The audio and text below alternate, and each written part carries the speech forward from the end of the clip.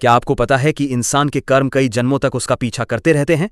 प्राचीन समय में प्रतापी राजा वीरसेन के दो पुत्र थे, सुरसेन और महासेन, जिनका प्रेम पूरे राज्य में प्रसिद्ध था। दोनों भाई ऐसे जुड़े थे मानो दो शरीर और एक ही आत्मा हो। पर एक दिन महासेन की जीभ पर एक भयानक फोड़ा निकल आया। दर्द इतना बढ़ गया कि वह न भोजन कर पाता, न रात को सो पाता। घाव से ऐसी दुर्गंध आने लगी कि लोग उससे दूर भागने लगे।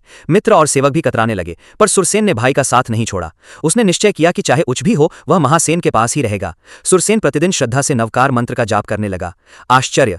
जैसे जैसे मंत्र गूंजता, फोड़ा शांत होने लगता। कुछ ही दिनों में वह घाव सिकुड़ने लगा और दर्द घटने लगा। अंततः असाध्य दिखने वाला रोग पूरी तरह मिट गया। लोग इसे चमत्कार कहने लगे, पर दोनों भाइयों के मन में प्रश्न था, ऐसा कष्ट आया ही क्यों? उत्तर पाने वे महान आचार्य भद्रबाहु स्वामी के पास पहुंचे। स्वामी ने ध्यान में उनके पूर्व जन्म का रहस्य देखा। उन्होंने बताया कि पिछले जन्म में भी तुम दोनों भाई थे, भीर और वीर। एक दिन तुमने एक साधु को देखा जिसे ध्यान में बैठे सांप ने डस लिया था। वीर ने क्रोध में कहा था कि उस सांप को मार देना चाहिए था। तब भीर ने समझाया था कि हिंसा से कभी हिंसा नहीं मिटती। वही कठोर विचार इस जन्म में महासेन के कष्ट का कारण बना। रोग मंत्र से नहीं बल्कि पुराने कर्म के क्षय से समाप्त हुआ था। यह सुनकर दोनों भाइयों के हृदय में वैराग्य जाग उठा। उन्हें समझ आ गया कि रिश्ते साथ देते हैं, पर कर्म अपना फल स्वयं दिलाते हैं। जिस प्रेम ने सहारा दिया वह पुण्य था, पर भोगना तो कर्म ही पड़ते हैं। उसी क्षण उन्होंने राज सुख त्याग कर साधना का मार्ग चुन लिया। यह कथा सिखाती है कि हर पीड़ा के पीछे कोई ना कोई कारण छिपा होता है, और सबसे बड़ा सत्य यही है, कर्म से बड़ा कोई साथी और कोई शत्रु नहीं।